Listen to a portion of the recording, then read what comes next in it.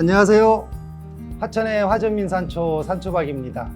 저는 화천 화전민터 약 7,000평에서 산초나무 1,600주 정도를 재배하고 있고요. 유기농산물 인증까지 받은 상태입니다. 주 생산품은 산초기름이고요. 오늘은 기농아지 하시는 분들을 위해서 제 경험을 토대로 그냥 말씀드리겠습니다. 일단 먼저 귀농하시는 분들이 가장 먼저 생각하시는 것이 장목 선택이고, 그리고 그 다음이 판로 확보, 이 두 가지에서 굉장히 고심을 하고 계시는 것 같아서 저 같은 경우 오늘 그 두 가지 부분을 좀 제 경험을 토대로 이제 팩트만 말씀드리고 싶습니다. 첫 번째로 이제 나만의 특용작물을 재배하라고 말씀드리고 싶습니다. 저 같은 경우에는 산초나무 자체가 좋은 약성을 지니고 있다는 걸 일단 기초로 해서 병충해도 별로 없고, 그리고 산초 열매가 가볍기 때문에 나이 들어서도 재배할 수 있다는 그런 장점을 보고 산초나무를 재배하게 되었습니다. 그 다음 단점을 장점으로 바꿀 자신이 있는 작목을 선택하라고 말씀드리고 싶습니다. 산초나무는 단위 면적당 수확량이 굉장히 작습니다. 그리고 가격도 무지 비싸고요. 그리고 산초 기름을 아시는 분들이 굉장히 작아 수요층이 좁습니다. 또한 산초나무를 재배하시는 분들의 70%가 한 4년 차에 다 포기하는 상황들을 많이 봤습니다. 그래서 제가 산초나무를 재배할 경우에 오히려 거기에 틈새가 있다고 생각을 해서 저는 산초나무를 선택하게 됐고요. 장목 선택하고 판로 확보에 시간을 많이 투자하라고 말씀드리고 싶습니다. 급하게 결정하신 만큼 실패가 따른다는 부분들이 전부 제가 느꼈던 경험이라서, 저는 산초나무를 심을 때 1년간 멘토 농장에서 경작을 해주면서 배워서 심었는데도 불구하고 2년간 여러 가지 실수를 했습니다. 그리고 산초나무 재배하시는 분들이 주로 이제 경남에 집중돼 있고 숫자가 그렇게 많지 않다는 점, 유기농 재배를 하고 있는 농가들이 거의 없는 것을 감안해서 차별화 전략으로 충분히 승패를 가를 수 있다는 계산 하에서 저는 이제 산초나무를 재배하게 됐고요. 그러다 보니까 산초 재배하시는 분들이 SNS를 활용해서 판매를 하고 계시는 분들이 굉장히 적더라고요. 그래서 자신감 있게 저는 상품을 선택하게 됐습니다. 그 다음에 이제 제가 결정한 게, 판매를 위해서는 분명히 남하고 차별화를 가야 되는데 그 첫 번째로 초생 재배를 선택했습니다. 그 초생 재배를 하시는 과수 농가들의 대부분이 풀을 억제하기 위해서 헤어리비치나 아니면 클로버 이런 것들을 심어서 풀을 억제하기 위한 초생 재배를 하시는 분들이 대다수인데, 저 같은 경우에는 생물성 다양화로 해서 토양이 다양한 영양분으로 갈 수 있게끔 차별화를 가져갔습니다. 그래서 예초를 할 때도 열매 결실이 된 다음에 예초를 하고, 그리고 계절별로 다양한 식물들이 나오는 것을 오히려 저는 토양의 영양 성분을 다양화시키기 위해서 좋다고 판단을 했습니다.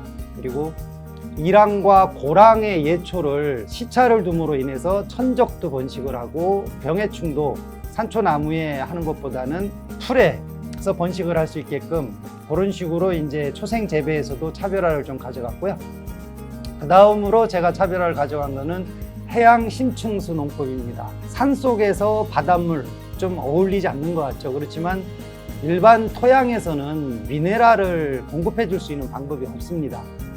그래서 다양한 미네랄을 함유하고 있는 해양 심층수를 1년 내내 살포해 줌으로 토양의 무기물이라든가 이런 것들을 공급해 줌으로 인해서 산초 열매에 보다 좋은 영양분이 갈 수 있게끔 노력을 하였고요. 그 다음으로 선택한 게 이제 부산물 발효 액비 농법입니다. 저 같은 경우에는 산초 농장에서 나오는 부산물 하나도 바깥으로 유출시키지 않는 게 제 목표입니다. 산초 기름을 짜기 위해서 어차피 이제 기름 성분은 산초 열매 씨앗은 어쩔 수 없이 저희가 유출이 되지만 그 기름을 짠 이런 커피 박이라든가 또는 산초 열매 껍질, 로드킬 당한 동물들 이런 것들을 전부 액비화 시켜서 토양으로 되돌려주는 그런 농법을 선택을 했습니다. 그리고 이제 미생물 농법으로 땅을 살리는 방법을 해서 남들하고 똑같은 유기농이라 하더라도 같은 유기농이 아닌 차별화를 가져가는 것을 목적으로 했고요. 산초 열매도 달리지 않는 숫산초 나무를 산초 농장에 심음으로 인해서 저희 그 계란에 보게 되면은 유정란하고 무정란하고 맛하고 색깔이 다른 거는 아마 누구나 아실 겁니다. 분명히 숫산초 나무의 그 꽃하고 수정이 된 산초 열매는 영양 성분이 다르리라는 판단에서 저 같은 경우는 산초 농장에 숫산초 나무를 심었고요. 병충해 방제도 이제 주로 할미꽃 뿌리, 백봉이라고 하죠. 할미꽃 뿌리나 은행나무 열매를 활용해서 병충해 방제를 하고 있습니다.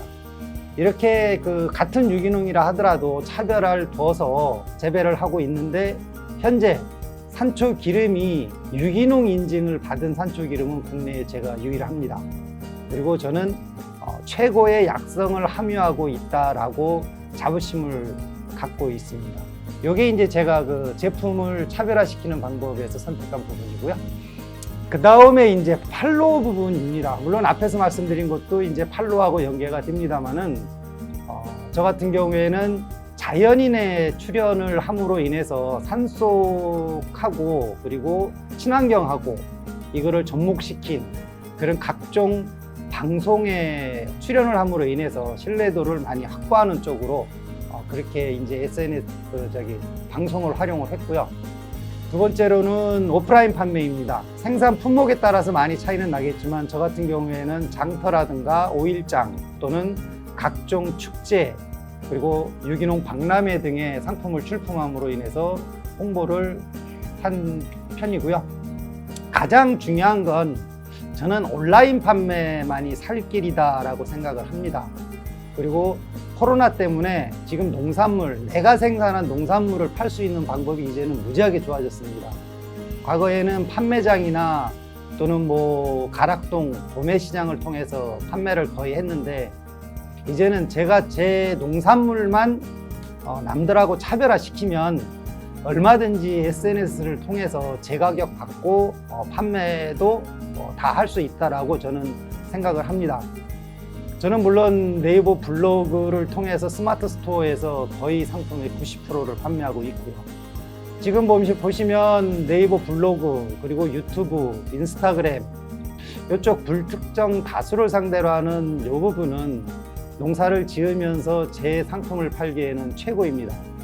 그리고 이제 좀 잘 사용을 안 하시는 이제 페이스북이나 카톡 같은 경우에는 그냥 개인끼리 SNS 나누는 그런 걸로 생각을 하고 계십니다만은 페이스북 페이지나 카카오톡 채널 같은 경우에는 사업자를 위한 그 판매에 굉장히 중요한 부분입니다. 그래서 블로그, 유튜브, 인스타그램, 페이스북, 카카오 이것만 활용해도 충분히 물건을 팔 수 있다라고 생각을 하고요. 마지막으로 제가 말씀드리고 싶은 거는 이제 말씀드린다기보다는 이제 제 소신은 소비자에게 판매하는 물건은 제가 믿는 물건이어야만이 소비자도 믿어준다라고 확신을 합니다. 그래서 내 물건에 대해서, 내 생산 농산물에 대해서 누구보다 자부심을 갖고 신뢰를 가지면 판매도 충분히 할 수 있다라고 생각을 합니다.